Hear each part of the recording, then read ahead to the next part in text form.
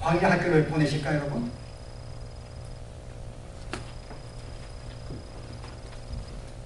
저를 보시면 어떡한데 그래? 네, 신명기 8장 보실래요? 왜 하나님이 우리로 하여금 이런 광야 학교로 보내신가에 대해서 이스라엘 백성을 40년간 광야 학교로 보냈습니다. 가나안 땅을 허락하셨는데 가나안 땅에 들어가기 전에 어떻게 했어요? 40년간 광야 생활을 인도했어요. 그 실은 모세의 삶, 다윗, 요셉, 이스라엘 백성 여러분 다 같은 모습들입니다. 자, 8장 보실래요? 3절인가 보실래요? 2절 말씀에 하반절에 너를 낮추시며 너를 시험하사 내 마음이 어떠한지 그 명령을 지키는지 아니 지키는지 알려 하십니다. 3절에 너를 낮추시며 여러분 두 번 반복되죠. 2절 3절은 내가 너를 광야를 40년간 광야를 돌게 한 것은 하나의 목적이 뭐예요? 너를 낮추게 하기 위한 것이다.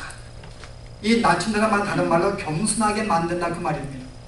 여러분 그 이유가 뭐겠어요?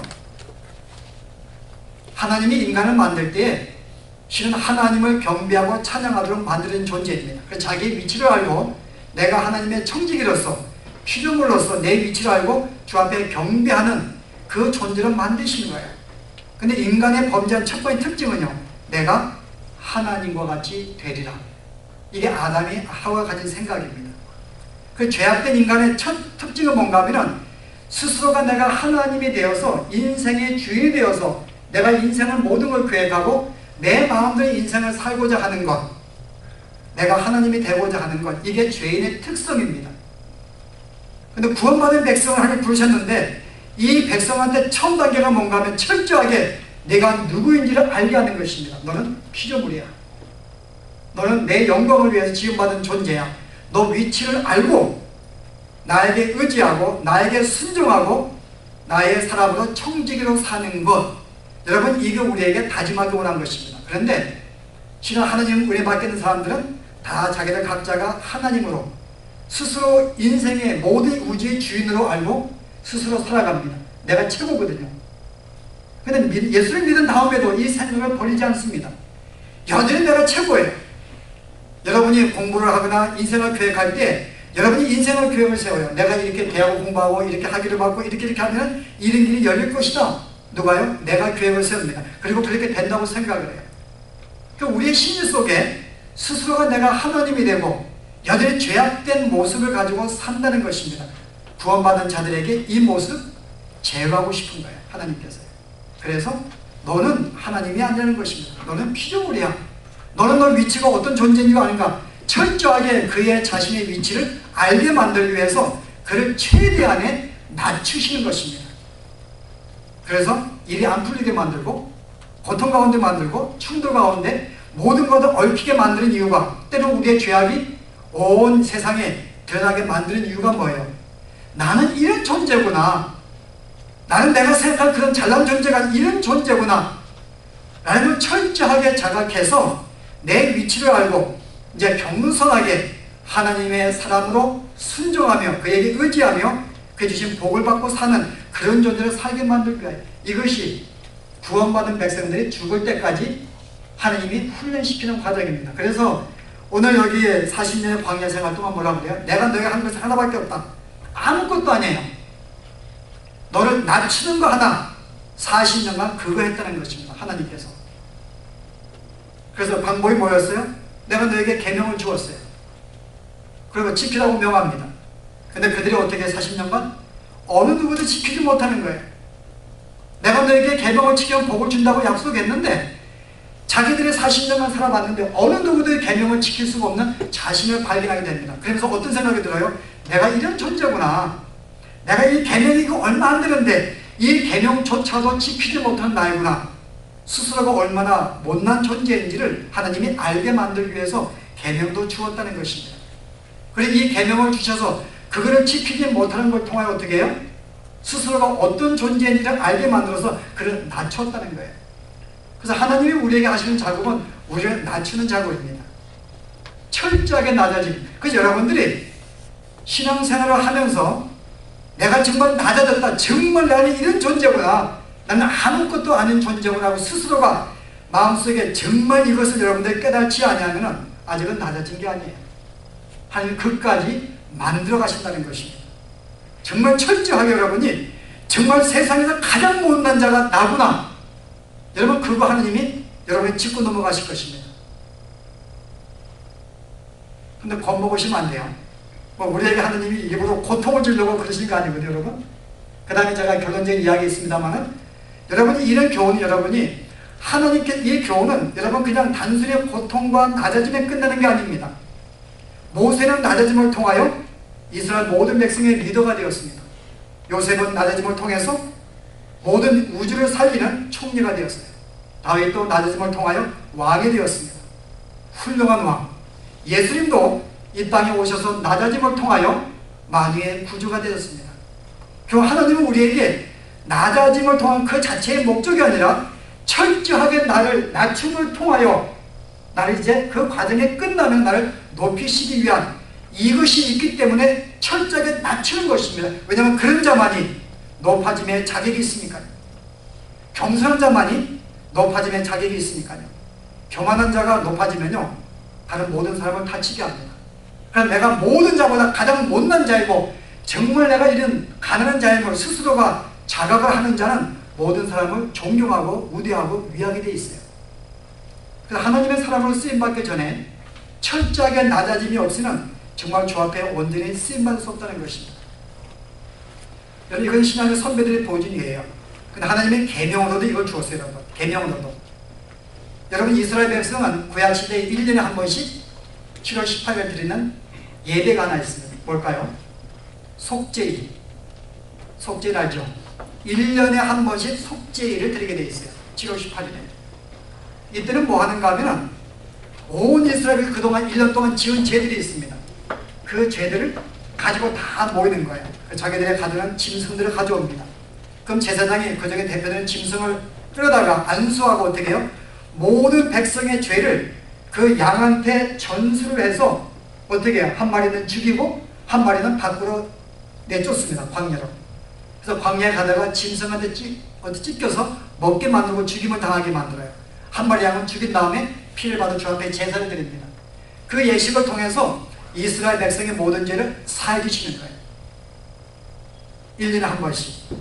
그런데 재밌는 게 뭔가 하면은 1년에 죄를 지으면 하나님과 관계가 불편해지고 복된 자녀에서 벗어나게 됩니다.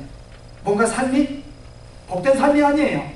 하나님께 죄를 해결받고 주님과의 관계가 회복이 돼야지만이 그는 복된 자의 모습을 갖출 수가 있습니다. 그런 점에서 속죄일은 정말 다시 한번 주님과 불편한 관계, 어떤 그런 관계가 회복되는 마음의 평강과 안식과 복을 얻는 여러분 그런 날이에요. 그런데 이 날에 의식을 하는데 여러분 중요한 것이 하나가 있습니다. 그 뭔지 아세요? 제사장이 짐승의 대표로 해서 모든 백성의 죄를 전가하는 거 있지만 그 백성들은 뭐 하는가? 그냥 앉아서 옆에서 구경하는가? 여러분. 백성들은 뭐 할 것 같아요? 여러분 생각이요? 성경을 읽으신 분들은 답이 나오는데 읽지 않으면 답이 안 나와요. 성경 보실래요? 뭐 하는지? 속죄일날 레위기 16장 보시기 바랍니다.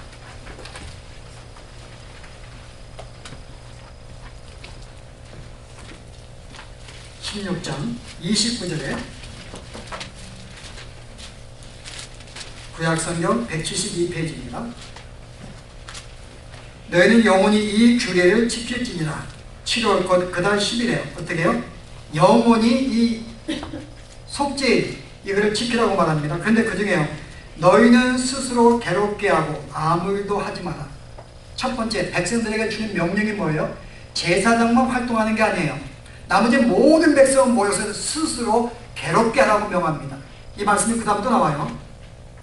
30절에 이날에 너희를 위하여 속죄하여 너희로 정결케 하리니 너희 모든 죄에서 너희가 여호와 앞에 정결하리라. 죄산 받는데 이는 너희에게 큰 안식이 된즉 너희는 스스로 괴롭게 할지니 영원히 지킬지라. 두 번 나오죠. 스스로 이 날을 너희는 괴롭게 하라 이 말입니다. 여러분 속죄를 여러분 백성들에게 이 말씀을 왜 줬을까요? 너희는 스스로 괴롭게 하라.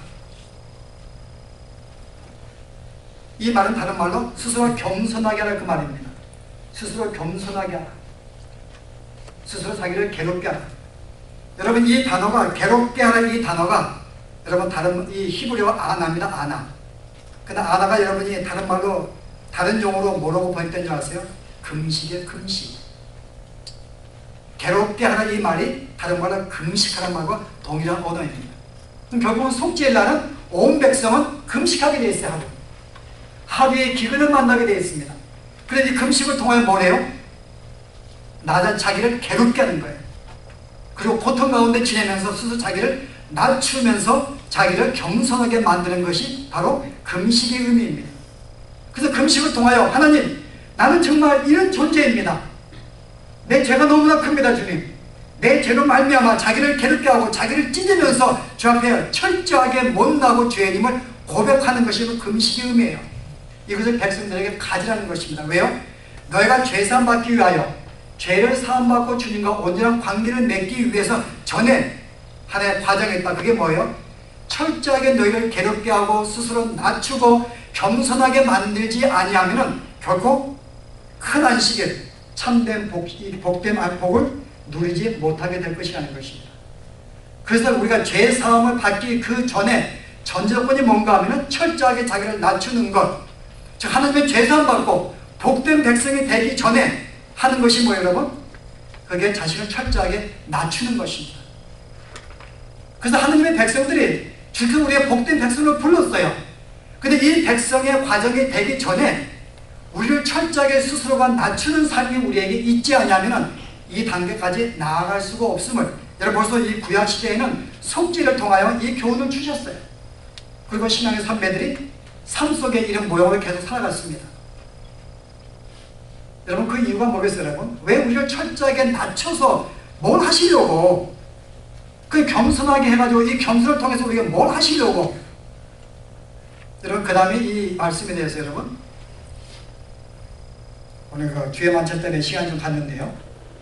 혹시 남자들 생각에 오늘 골프 대회가 있는데 이거 목사님 설교 길면은 혹시 못 갈지 모른다 지금 불안하시면 안 돼, 그죠?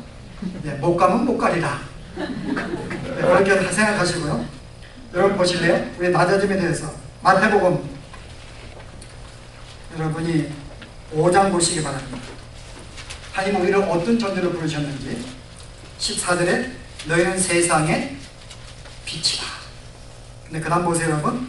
16절에 이같이 너희 빛을 사람 앞에 비추게 하여 저희로 너의 착한 행실을 보고 하늘에 계신 너희 아버지께 영광을 돌리게 하라. 자, 이제 하나님께서 우리로 너희는 세상의 빛인데 너희는 빛으로서의 착한 행실을 하게 될 것이다. 그런 그 삶을 통해 주님이 영광을 받겠다는 것입니다. 자, 여기에서 착한 행실이 뭘까요, 여러분? 착한 행실. 남편을 위해서 밥 해주는 것. 착한 행실일까요, 여러분? 형제의 어떤 죄를 용서해 주는 것. 남을 구제하는 것. 이런 봉사하는 것. 여러분 착한 행실일까요? 여러분 그렇죠. 여기 이 말은 그런 말이 아니에요. 여러분이 충분하게 교만하게 남 도울 수가 있어요. 난 이 정도 가졌기 때문에 너 그밖에 없어? 자기를 드러내기 위해서 남을 도울 수가 있습니다. 여러분 그것은 여러분 착한 행실이 아니에요, 여러분. 세상에 많은 사람들은 정치인들 특별히 자기들을 드러내기 위해서 꼭 행사를 맞으면 고아원 찾아가고 양로 찾아가고 그래요. 여러분 그것은 정말 착한 행실이 아니에요, 여러분. 그것은 자기를 드러내기 위한 위선된 행위죠, 여러분. 우리도 그렇게 할 수 있습니다, 여러분. 나는 이 정도 너에게 포용력이 있어.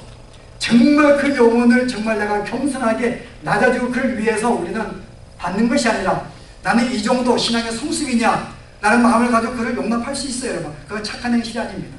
여기 착한 행실은 히브리어로 토브예요, 토브. 창세기 1장에 하나님이 우주를 창조하실 때 6일 동안 빛이 있으라 하시면 빛이 있었고 하나님 보시기에 좋았더라. 이 말 같은 말이에요. 착한 행실과 좋았더라.